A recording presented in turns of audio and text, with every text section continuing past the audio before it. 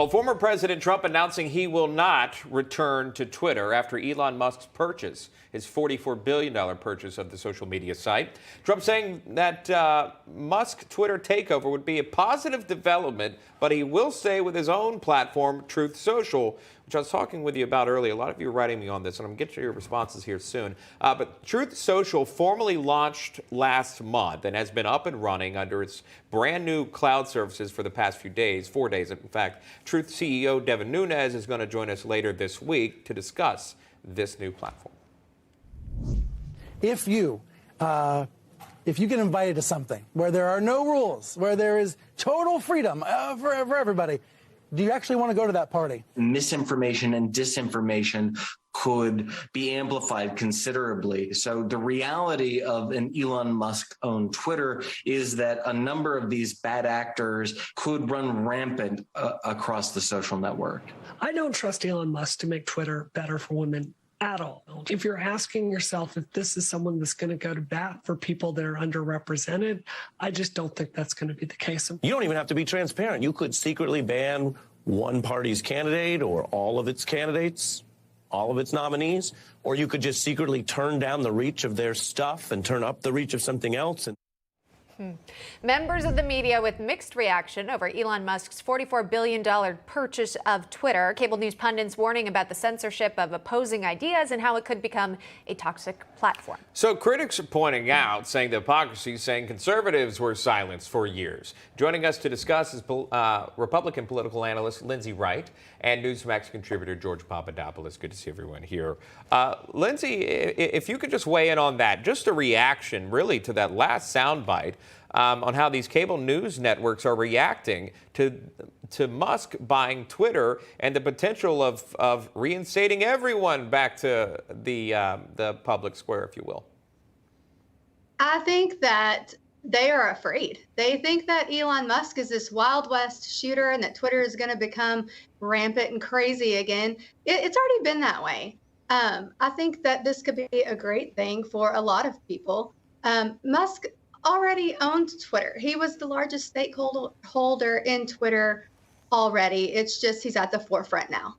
Yeah, well, he claims to be a free speech absolutist. So what we gather from that, perhaps, is he just wants people to be able to speak out freely without being censored. And he even shared this tweet online following the deal here, saying, "I hope that even my worst critics remain on Twitter because that is what free speech means." George, your thoughts on the direction of this company?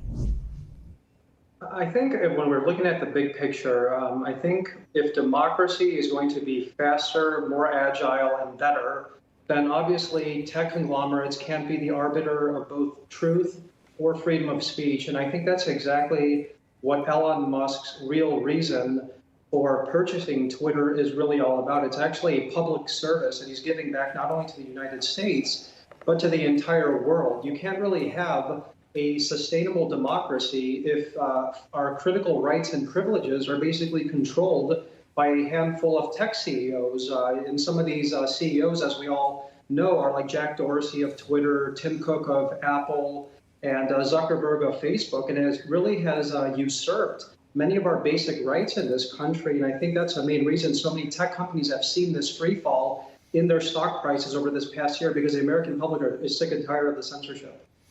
Yeah, and there was, obviously this has everyone talking, including the White House. There was an interesting moment from the White House briefing room from Jen Psaki talking about revisions to Section 230 and protections from big tech. Here's that.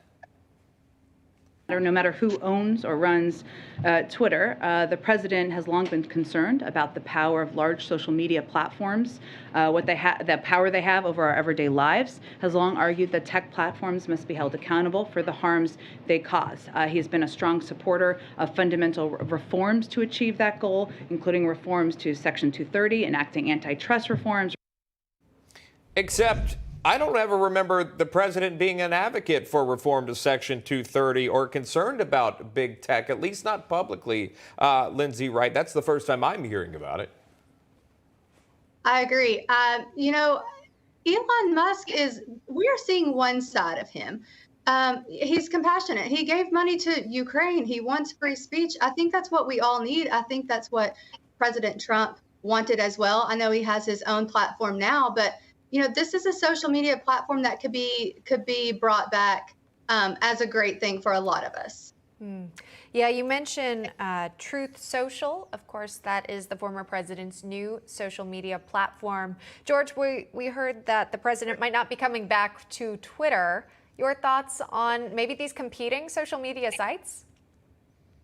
Well, I've always said that I think President Trump doesn't want to join his competitors, and he wants to beat them at their own game. And I think that's exactly what the point of him launching Truth Social was when Twitter decided to not only remove an active president from their platform while keeping dangerous voices like the Taliban and Iran's leader and North Korea's leader and even Vladimir Putin from spreading propaganda. But I think what President Trump wants to make sure happens is that his platform does launch properly. Of course, this is a brand new move by Elon Musk. Of course, there are high expectations of what Elon Musk might be doing here in terms of First Amendment and dropping censorship for Twitter, but it's still at early stages. So I'm not shocked to hear the president isn't interested in joining Twitter yet.